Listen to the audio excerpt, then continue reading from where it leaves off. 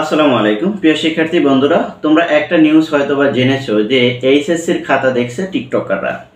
শুনে কি তোমাদের কাছে আশ্চর্য লাগছে? না, এটাই সত্য যে এরকম আমরা সোশ্যাল মিডিয়ায় বিভিন্ন প্ল্যাটফর্মে দেখতে পাচ্ছি যে এইচএসসির খাতা দেখছে টিকটকাররা। তাহলে এই খাতাগুলো তারা কিভাবে পেল? এখন কোশ্চেন হলো যে টিকটকাররা এই খাতাগুলো কিভাবে পেল এবং তারা কিভাবে এই খাতাগুলো মূল্যায়ন করছে, আর এই খাতাগুলো যে তারা মূল্যায়ন করছে তাহলে এটা দ্বারা ছাত্রদের ভাগ্যে কি জুটবে, তাই না? এগুলো অবশ্যই তোমাদের মাথায় একটা ঘুরপাক খাচ্ছে। দেখো, বিষয়টা আমি যদি তোমাদেরকে একটু ক্লিয়ার করে বলি তাহলে তোমাদের বোঝাটা অনেকটাই সহজ হবে। যেমন মনে করো যে একজন টিকটকার বা একজন স্টুডেন্ট এই খাতাগুলো কোত্থেকে পেল। মূল কোশ্চেন হলো এখানে, এই খাতাগুলো কোত্থেকে পেল?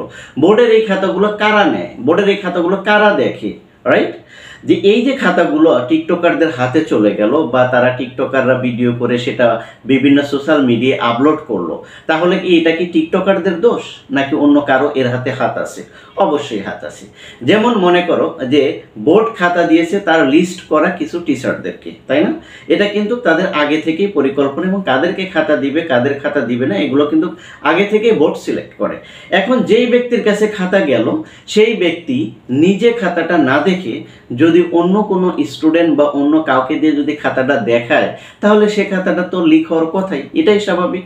সেরকমই হচ্ছে। এটা এমন হতে পারে যে কোনো টিচার খাতা দেখছে, তার কাছে 300 খাতা আসছে, সে কি করলো, তার একটা কোচিং আছে, সে কোচিংয়ে নিয়ে খাতাগুলো দেখালো। এখন কোচিংয়ের ভিতরে 40 জন স্টুডেন্ট থাকুক আর 20 জন স্টুডেন্ট থাকুক, সবাই যে ভালো তা তো না। তাদের ভিতর থেকে 2-1 জন কি করবে, মোবাইলে ছবি তুলে সেগুলো কি করবে, টিকটকে ছেড়ে দিবে, তাই না? এভাবেই কিন্তু এই খাতাগুলো কিন্তু মূল্যায়ন করা হচ্ছে। তো এখন এই যে এইভাবে খাতাগুলো মূল্যায়ন করা হচ্ছে, এই খাতাটা তো সাধারণ একজন স্টুডেন্টের, তাই না? এই স্টুডেন্টের কিন্তু এখানে কিন্তু লাইফের একটা বিশাল একটা অংশ এখানে জড়িত। তার যদি রেজাল্ট যদি ভালো হয় তাহলে ভালো একটা যে কলেজে ইউনিভার্সিটিতে ভর্তি হতে পারবে, তার রেজাল্ট যদি খারাপ হয় তাহলে তার লাইফ নিয়ে কিন্তু একটাই হবে, তাই না? তো এই যে একটা গুরুত্বপূর্ণ খাতা, এই খাতাগুলো কিভাবে একটা টিচার নিজে না দেখে যেই দায়িত্বটা তার ছিল সে না পালন করে অন্যকে দিয়ে এই খাতাটা দেখানোর সুযোগ পেল। এখন কোশ্চেন হলো এটা, তাই না? কেন তারা এই সুযোগটা পেল বা কেন তারা এই স্পর্ধাটা কেন দেখাতে পারলো? এর মূল কারণ হলো যে শিক্ষকদেরকে আমরা যা বোর্ড থেকে যে খাতা দেওয়া হয়, ঠিক আছে, এখানে যদি বোর্ড যদি এটা যদি সঠিকভাবে যদি তদারকি করতো এবং বোর্ড যদি এটা যদি কঠোরভাবে যদি করতো তাহলে কিন্তু এই স্পর্ধা কিন্তু দেখানোর সুযোগ পেত না কোনো টিচার। অবশ্যই তারা কি করেছে, বোর্ডের যে নির্দেশনা সেটা তারা ভায়োলেন্স করেছে, ভেঙেছে। তারপরে নিজে না দেখে যার উপর দায়িত্ব ছিল সেই দায়িত্বটা অন্যের উপর কিভাবে দেখানো হয়। আর যদি দেখেই বা এটা কি আসলে মূল্যায়ন হবে? একটা টিচার যেই খাতাটা দেখে মূল্যায়ন করবে, একজন স্টুডেন্ট বা একজন টিকটকার, একজন ক্লাস 8-9 স্টুডেন্ট সেই খাতাটা দেখে কি মূল্যায়ন সেভাবে করতে পারবে? এটা কি আসলে স্টুডেন্টদের লাইফ নিয়ে খেলা করা হচ্ছে না?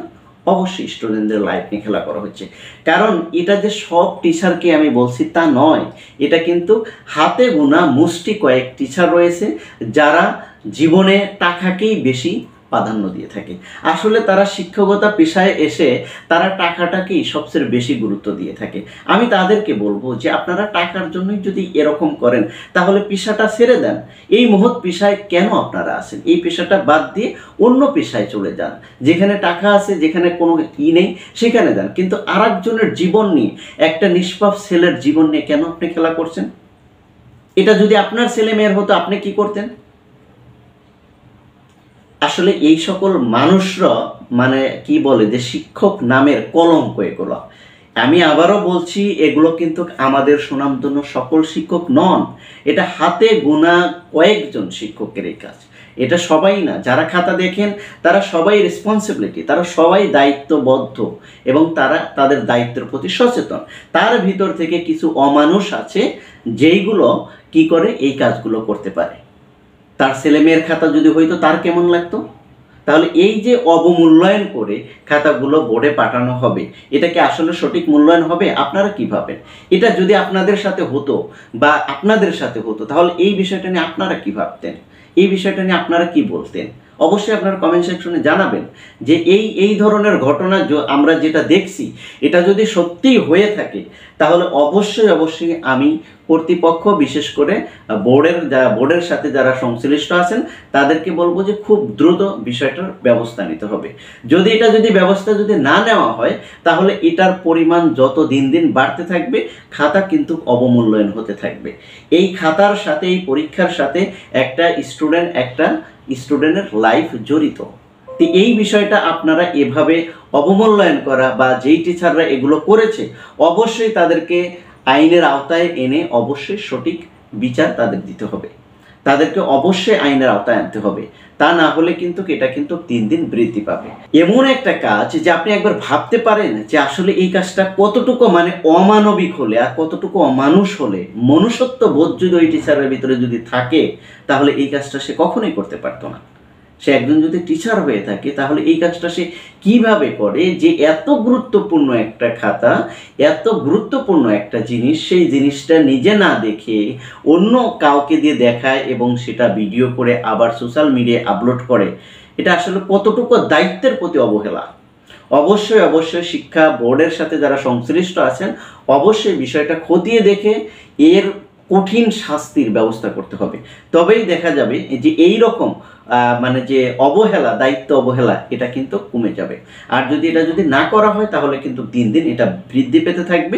আর এরকম যদি চলতে থাকে তাহলে আমাদের এসএসসিতে যে রেজাল্টটা হয়েছে, ঠিক আছে, এখানে যেই পরিমাণ স্টুডেন্ট ফেল করেছে, এখন কিন্তু কথা উঠতেই পারে যে এসএসসির খাতা যদি এভাবে দেখা হয় তাহলে তো হতে পারে যে এই এসএসসির খাতাও এভাবে দেখা হয়েছে, টিকটকাররা দেখেছে, যার কারণে এত ফেল গেছে, সঠিক মূল্যায়ন হয়নি।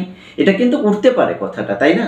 তাই অবশ্যই শিক্ষা বোর্ডের সাথে যারা সংশ্লিষ্ট আছেন অবশ্যই বিষয়টা খুব গুরুত্ব সহকারে দেখে দ্রুত যারা এগুলোর সাথে সংশ্লিষ্ট রয়েছে তাদেরকে আইনের আওতায় আনতে হবে। তো এই বিষয়টা নিয়ে আপনারা কি ভাবছেন তা অবশ্যই কমেন্ট সেকশনে জানাবেন। আর এ বিষয়ে আপডেট কোনো খবর আসলে আমি আপনাদের সাথে শেয়ার করব। ততক্ষণ ভালো থাকুন, সুস্থ থাকুন, আল্লাহ হাফেজ।